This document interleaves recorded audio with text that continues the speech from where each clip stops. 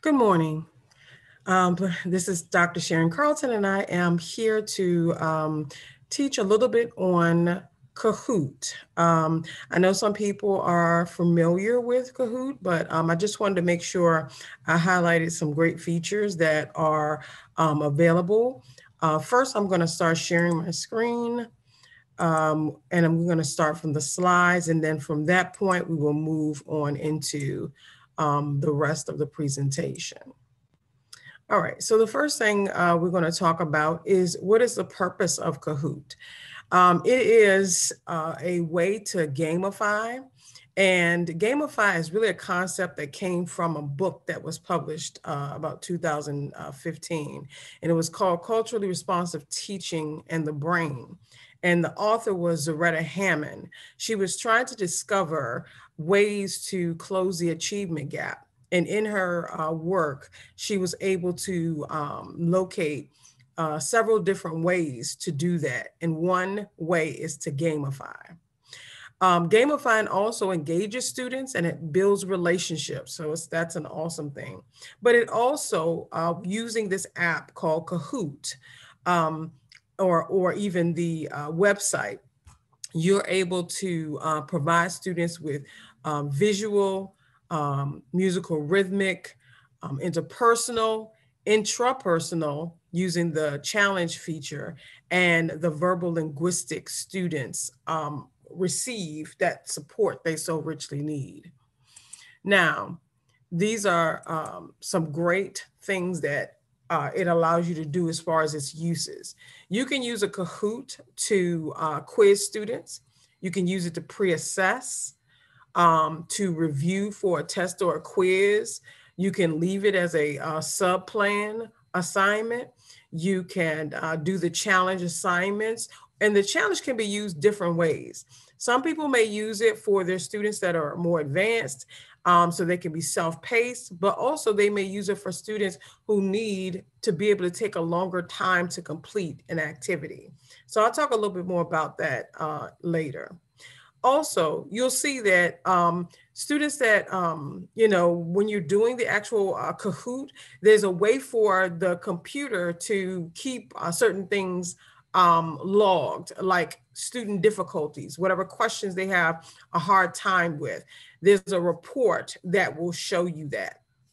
Also, you can see based on that report how you can target certain students who are, showing that they are not responding correctly to questions, and be able to give them more of a customized, an individualized sort of way of helping them to move the content and to work harder in developing that understanding of whatever that content is.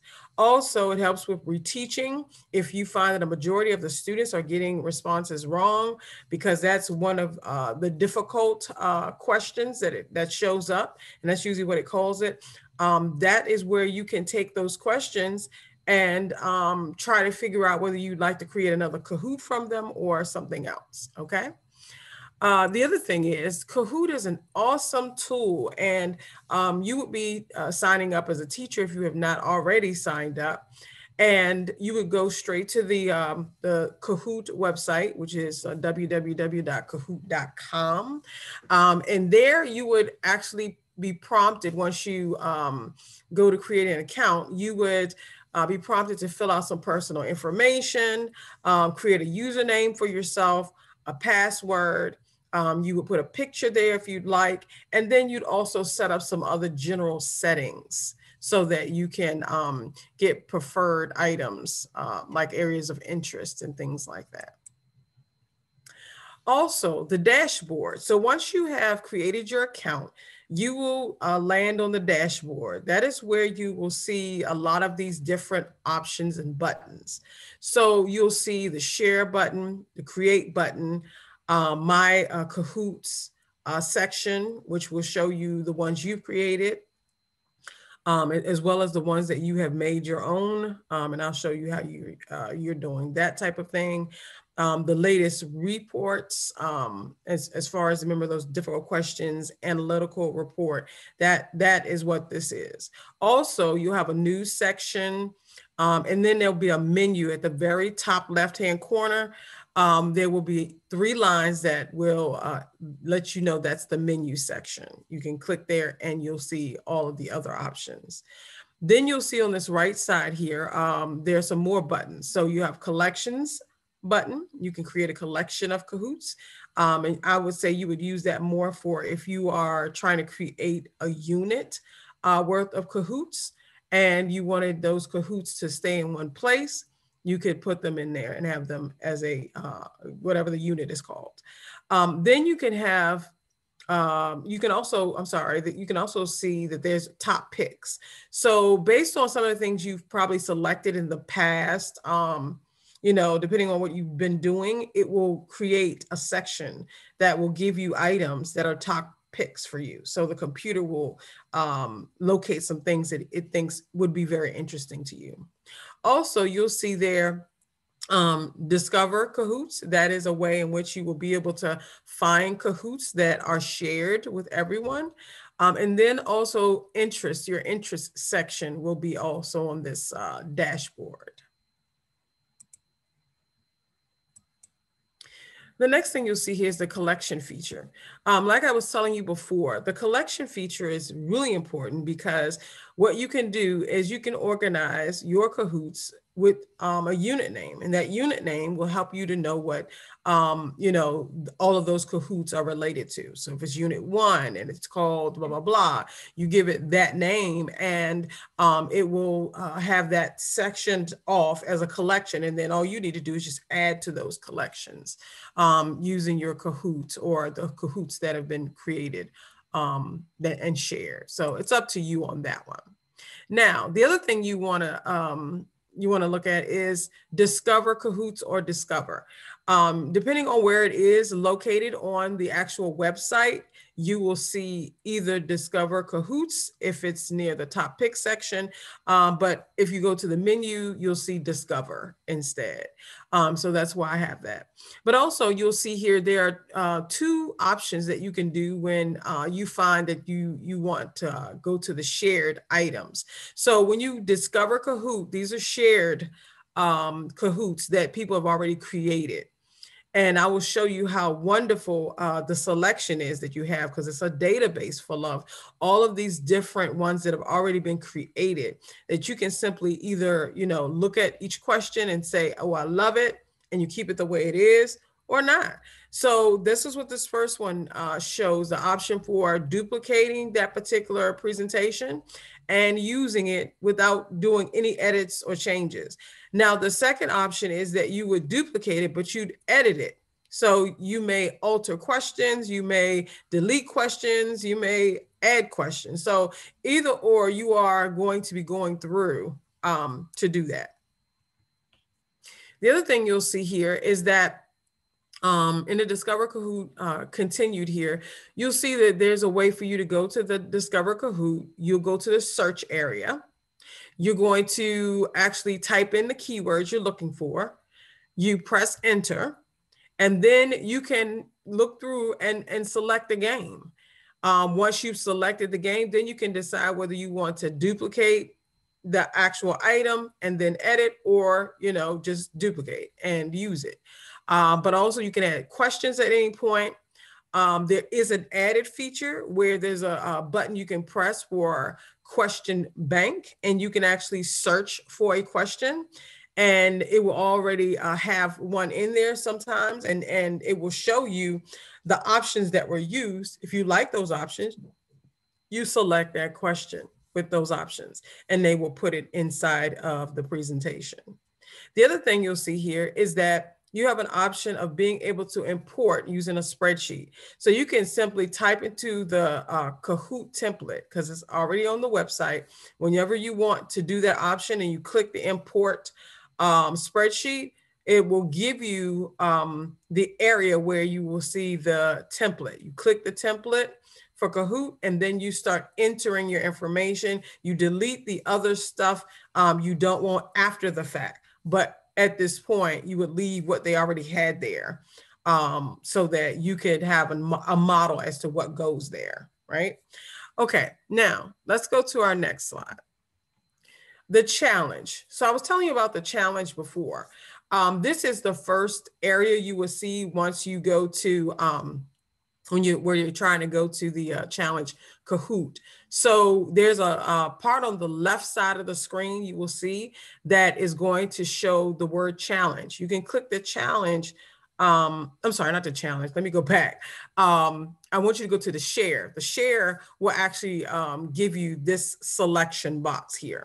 And then once you click the share, and that's at the top, you're going to go where you see right in the middle here, where it says assign challenge. You're going to click that. Once you click that, you're going to move along here in that movement. And once you get there, you're going to continue your work by going to the assign challenge, and you can put an actual date and time deadline. Once you put the date and time deadline, then you can put these other options in, like for a question timer, like for a randomized answer order. And you can also do a nickname operator if you want that to be enabled. But you see the buttons are there to turn it on or turn it off. And that's up to you as the instructor. Now, the challenge feature itself also gives you the ability to create this particular challenge. You can use this to help students who may need a self-paced presentation of the content. And that can be used for, again, your high flyers, or even those students who need, a little bit more time, thinking time, to be able to process. So that can happen as well. The other thing is to go to the share button to do this again. And you're going to go to challenge. You're going to search for your Kahoot. Once you search for your Kahoot, you're going to press enter by whatever name you've typed in, and then you're going to select whatever the one is that you want, and you're going to then set the date and time just like you saw. And you do have up to 100 students that can access this as a free account. Of course, if you want to make it a premium account or what have you, you can have way more people access it. Let's go to this next one. All right, so the latest reports is really important because it's analytical, and it actually gives a lot of information that you can use. So I've had a lot of different items that I've used before. So since I've used these Kahoot items or games, you would see the listing of them. I could actually see all of them if I were to click on, quote unquote, this link that I created. So that's the thing that you can do, so that you can look at all 42 of them, or you could just look at the 3 right here, or just one of these 3. So it's up to you. And then let's go here to the next one. All right, so then the latest report will give you items like this. So at the top, you'll find that this is the title of whatever it is. Over here, you'll have the summary. In this section, you have the players, how many players were playing that game. And this is the total questions. Now they have a new feature where you can actually get student feedback on whether they liked it or not. They may give it a thumbs up. They may give it a certain number of stars. And then it will actually give you that data. The next thing you see here is that you can see difficult questions. So it will take whichever Kahoot you have selected. It will say how many questions were difficult for the students. And you can actually look at the analytics of everything, how long it took the students to do it on average, the percentage who got it correct. And then you also have the option, if I was on the screen, I could have clicked this link here, and then I would have been able to see all 3 difficult questions. The other thing you see here is that you could actually create another Kahoot that will just give those difficult questions to them later on after you've retaught them the information, and then allow them to do it. And then you have the data after they've taken it to see that they've progressed or whatever. So that is a good instructional tool as well. The next thing you see here is that the latest report gives you these specific questions. So they list the questions in list form, and then you can see what percentages each one garnered as far as the correctness. And then because you see right here where the red is, the red lets you know that is the incorrect percentage. And then what you have is only 21%. Yes, is green. So that's the percentage that got it correct. Now, look at this next one.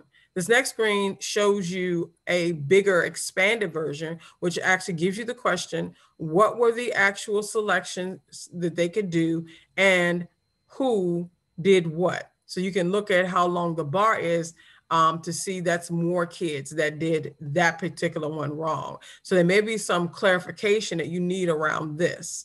And then you have some people who didn't answer at all, right? But you really want to focus on those students who they didn't even have the right answer at all. And then someone actually only one person picked this particular one here. So you can use this for informing instruction. All right. So thank you so much for listening to the presentation.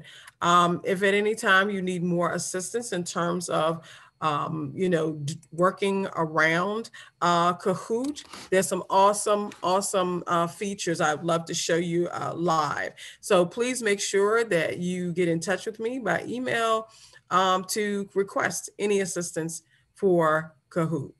Thank you so much.